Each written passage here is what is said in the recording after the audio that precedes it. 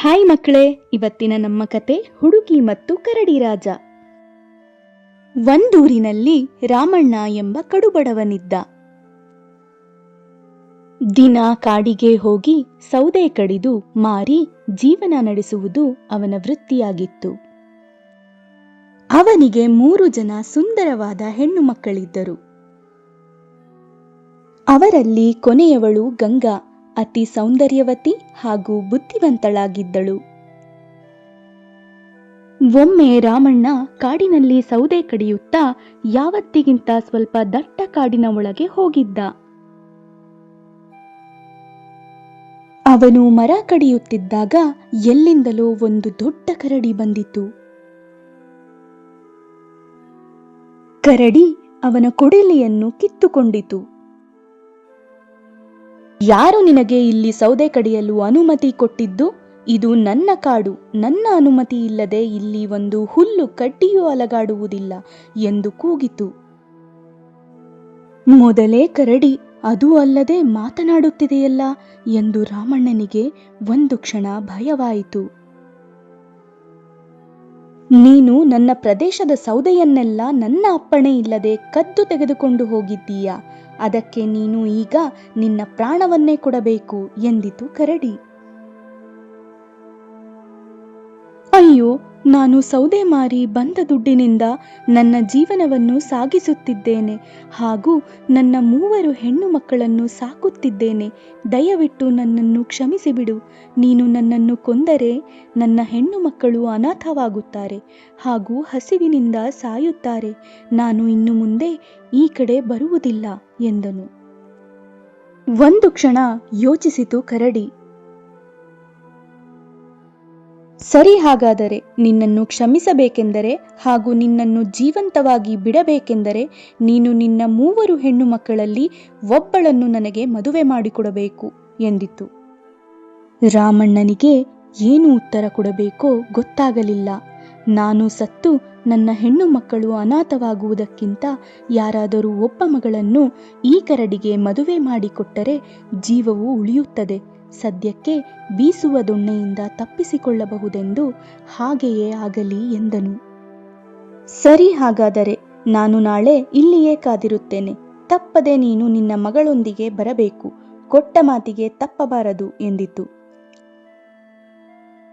ಮನೆಗೆ ಬಂದ ರಾಮಣ್ಣ ತನ್ನ ಹೆಣ್ಣು ಮಕ್ಕಳನ್ನು ಕರೆದು ನಡೆದ ಕಥೆಯನ್ನೆಲ್ಲ ಹೇಳಿದನು. ಇದನ್ನು ಕೇಳಿದ ದೊಡ್ಡ ಹೆಣ್ಣು ಮಕ್ಕಳಿಬ್ಬರು ಆ ಕರಡಿಯನ್ನು ಮದುವೆಯಾಗುವುದರ ಬದಲು ಸಾಯುವುದೇ ಮೇಲು ಎಂದು ತಮ್ಮಿಂದ ಆ ಕರಡಿಯನ್ನು ಮದುವೆಯಾಗುವುದು ಸಾಧ್ಯವಿಲ್ಲವೆಂದು ಹೇಳಿಬಿಟ್ಟರು. 3ನೆಯ ಮಗಳು ಗಂಗಾ ಮುಂದೆ ಬಂದು, ನಾನು ಆ ಕರಡಿಯನ್ನು ಮದುವೆಯಾಗುತ್ತೇನೆ, ನೀವು ಕೊಟ್ಟ ಮಾತನ್ನು ಉಳಿಸುತ್ತೇನೆ ಅಪ್ಪ ಎಂದಳು. ಮರುದಿನ ಬೆಳಗ್ಗೆ ಎದ್ದು ತಂದೆ ಹಾಗೂ ಮಗಳು ಕಾಡಿನ ಕಡೆ ಹೊರಡಲು ಸಿದ್ಧರಾಗಿದ್ದರು. ಊರಿನಲ್ಲೆಲ್ಲ ಈ ಸುದ್ದಿ ಹರಡಿ ಎಲ್ಲರೂ ರಾಮಣ್ಣ ಹಾಗೂ ಅವನ ಮಗಳಿಗೆ ತಲೆ ಕೆಟ್ಟಿರಬೇಕೆಂದು ಮಾತನಾಡಿಕೊಳ್ಳುತ್ತಿದ್ದರು.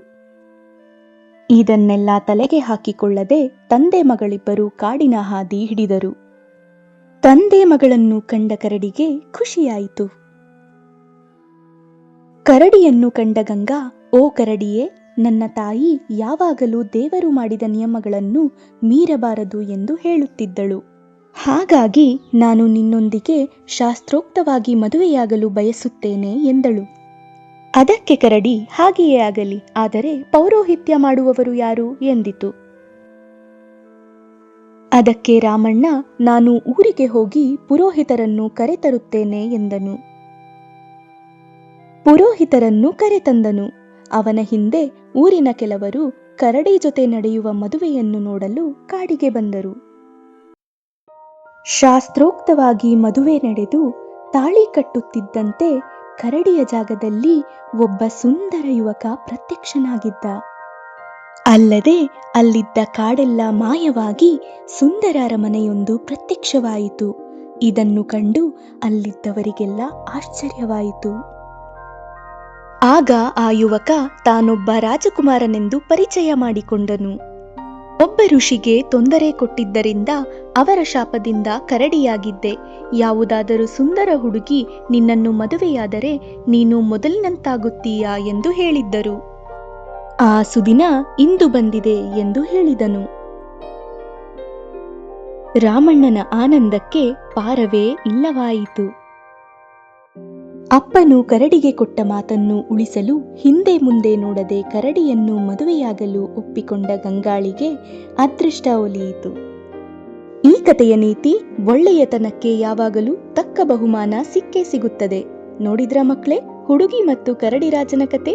ಇನ್ನು ಇಂತಹ ಹಲವಾರು ಸುಂದರ ಕಥೆಗಳನ್ನ ನೋಡಬೇಕು, ಕೇಳಬೇಕು ಅಂದ್ರೆ ಚರಿ ಟಿವಿನ ಸಬ್ಸ್ಕ್ರೈಬ್ ಮಾಡಿ, ಲೈಕ್ ಮಾಡಿ ಮತ್ತು ಶೇರ್ ಮಾಡಿ. Thank you.